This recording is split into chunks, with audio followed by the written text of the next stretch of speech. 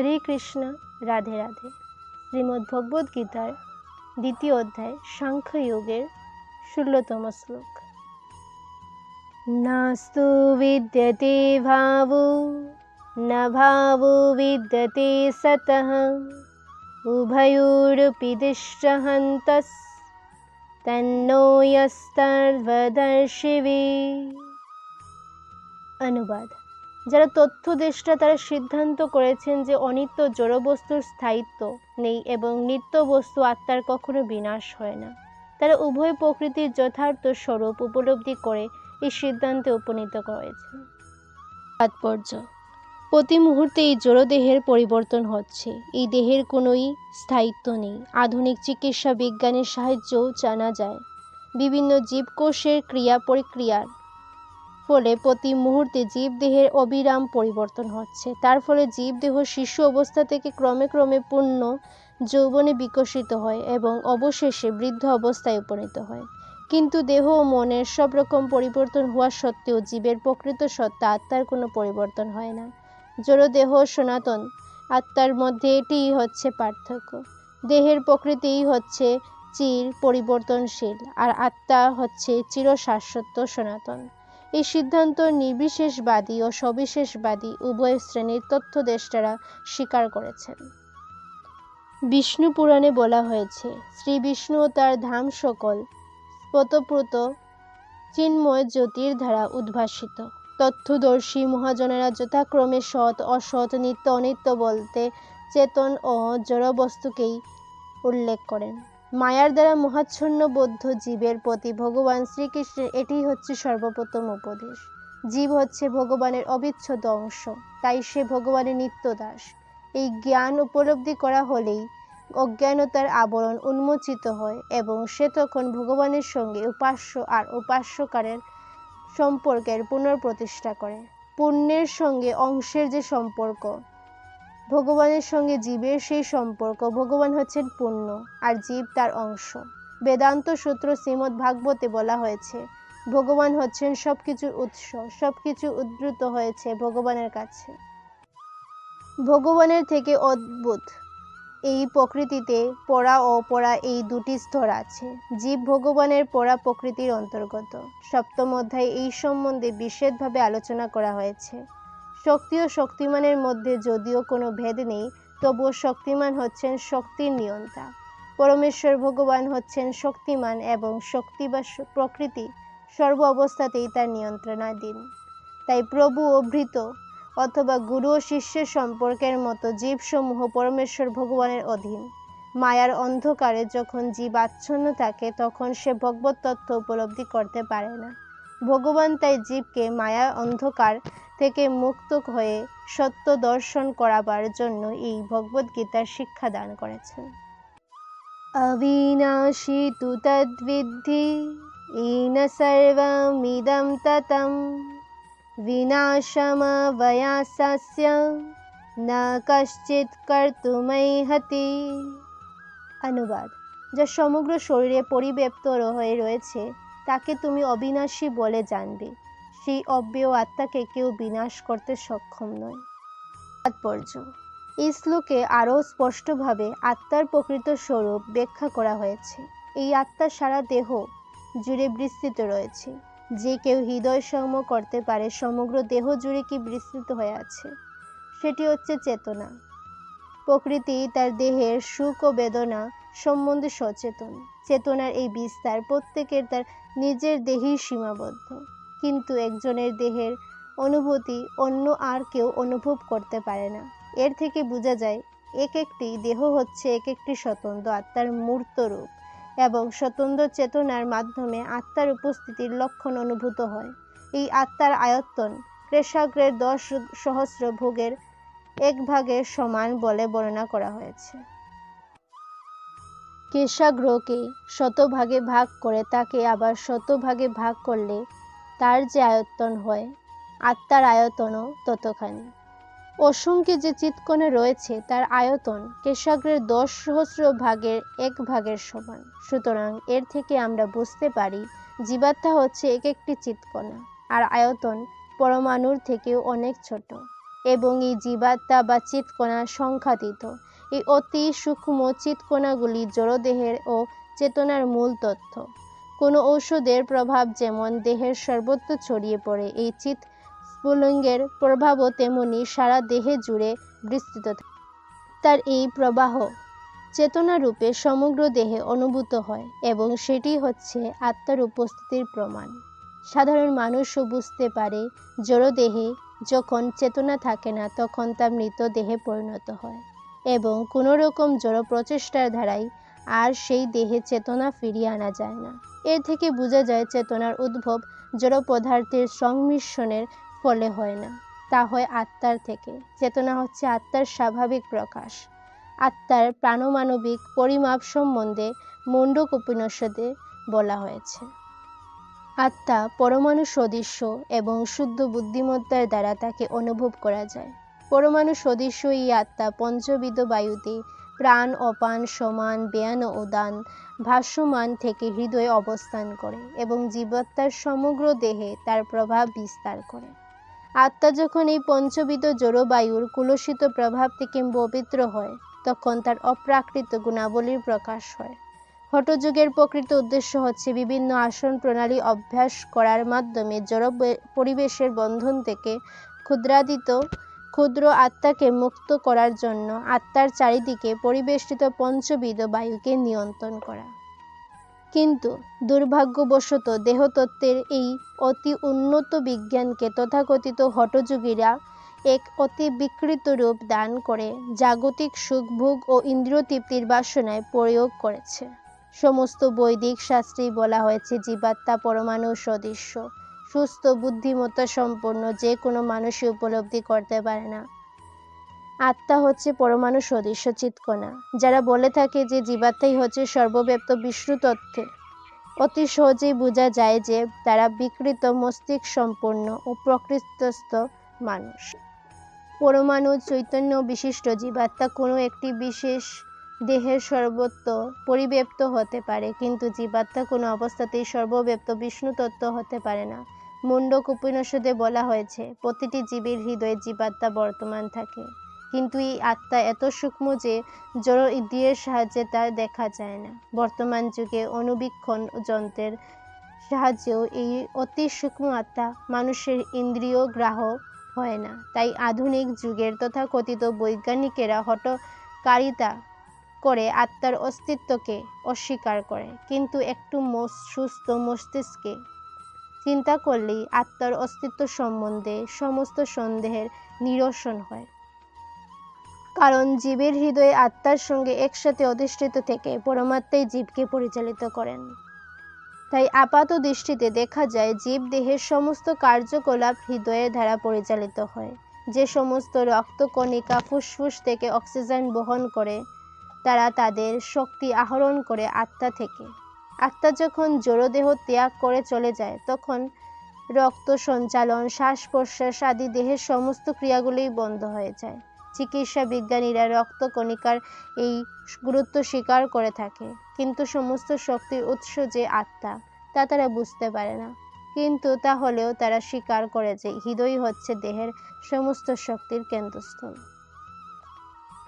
আত্মার এই পারমাণবিক চিৎকণাগুলিকে সূর্যকিরণের অণুর সঙ্গে তুলনা করা হয়ে থাকে। সূর্যকিরণের মধ্যে অসংখ্য প্রভাময় অণু আছে, সেই রকম পরমেশ্বর ভগবানের বিচরিত চিৎকণাগুলি পরমেশ্বরের জ্যোতির পারমাণবিক কণা স্বরূপ, যাকে বলা হয় প্রভা অর্থাৎ উৎকৃষ্ট শক্তি। সুতরাং বৈদিক তথ্য বিজ্ঞান কিংবা আধুনিক বিজ্ঞান যা কিছুই অনুসরণ করা যাক, দেহের মধ্যে আত্মার অস্তিত্ব কেউ অস্বীকার করতে পারে না। আত্মা সম্পর্কিত এই বৈজ্ঞানিক তথ্য পরম পুরুষোত্তম ভগবান স্বয়ং ভগবদ্গীতায় সুস্পষ্টভাবে বর্ণনা করেছেন। অন্তবন্তম হি মে দেহা নিত্যসুক্তা শরীরিণঃ অনাশীনোপয়মস্য তস্মাদুদ্ধস্ব ভারত। অনুবাদ: অবিনাশী, অপরিমেয় ও শাশ্বত আত্মার জড়দেহ নিঃসন্দেহে বিনাশশীল। অতএব হে ভারত, তুমি শাস্ত্রবিহিত স্বধর্ম পরিত্যাগ না করে যুদ্ধ করো। তাৎপর্য: জড়দেহের ধর্মই হচ্ছে বিনাশ প্রাপ্ত হওয়া। জড়দেহ এই মুহূর্তে ধ্বংস হয়ে যেতে পারে, নয়তো 100 বছর পরে ধ্বংস হতে পারে, কিন্তু একদিন না একদিন এর ধ্বংস হবেই। অনির্দিষ্ট কাল পর্যন্ত দেহকে টিকিয়ে রাখার কোনো সুযোগ নেই, কিন্তু আত্মা এত সূক্ষ্ম যে তাকে দেখাই যায় না, সুতরাং কোনো শত্রুই তাকে হত্যা করতে পারে না। পূর্ববর্তী শ্লোকে বর্ণনা করা হয়েছে আত্মা এত সূক্ষ্ম যে তাকে পরিমাপ করাও অসম্ভব। সুতরাং দেহ ও আত্মা এই দুই তথ্যের পরিপ্রেক্ষিতে জীবের স্বরূপ বিচার করলে তখন আর কোনো অনুশোচনা থাকতে পারে না, কারণ মানুষের প্রকৃত স্বরূপ আত্মা চিরশাশ্বত এবং কোনো অবস্থাতেই তার বিনাশ হয় না। আর জড়দেহ হচ্ছে অনিত্য, একদিন না একদিন যখন তার ধ্বংস হবেই, তখন কোনোভাবেই অনির্দিষ্ট কালের জন্য অথবা চিরকালের জন্য দেহটিকে বাঁচিয়ে রাখা যায় না। পূর্বকৃত কর্ম অনুসারে সমগ্র আত্মার ক্ষুদ্রাদিত ক্ষুদ্র অংশ এক একটি জড়দেহ প্রাপ্ত হয়। সেই জন্য শাস্ত্রের নির্দেশ অনুসারে জীবনযাপন করা উচিত। শাস্ত্রের নির্দেশ অনুসারে কর্তব্য কর্ম অনুষ্ঠান করার ফলে উপযুক্ত দেহ প্রাপ্ত হয়ে জীবাত্মা জড়বন্ধন থেকে মুক্ত হতে পারে। বেদান্ত সূত্রে আত্মাকে আলোক বলে সম্বোধন করা হয়েছে, কারণ সে হচ্ছে পরম আলোকের অংশ। সূর্যের আলোক যেমন সমস্ত ব্রহ্মাণ্ডকে প্রতিপালন করে, তেমনি আত্মার আলোকও জড়দেহকে প্রতিপালন করে। যে মুহূর্তে আত্মা তার প্রতিটি পরিত্যাগ করে, তখন থেকেই এই দেহটি পচতে শুরু করে। এর থেকে বোঝা যায় আত্মাই হচ্ছে সেই দেহটির প্রতিপালন করে। দেহে আত্মা থাকে বলেই দেহটিকে এত সুন্দর বলে মনে হয়, কিন্তু আত্মা ব্যতীত দেহের কোনোই গুরুত্ব নেই। ভগবান শ্রীকৃষ্ণ তাই অর্জুনকে উপদেশ দিয়েছিলেন দেহাত্মবুদ্ধি পরিত্যাগ করে ধর্ম সংস্থাপনার জন্য যুদ্ধ করতে। ইয়ৈনং বেতি হন্ত্যারম অশ্চৈনং মন্যতে হতম উভৌ তৌ ন বিজানীতো নায়ম হন্তি ন হন্যতে। অনুবাদ: যিনি জীবাত্মাকে হন্তা বলে মনে করেন কিংবা যিনি একে নিহত বলে ভাবেন, তারা উভয়ই আত্মার প্রকৃত স্বরূপ জানেন না, কারণ আত্মা কাউকে হত্যা করেন না এবং কারো দ্বারা নিহত হন না।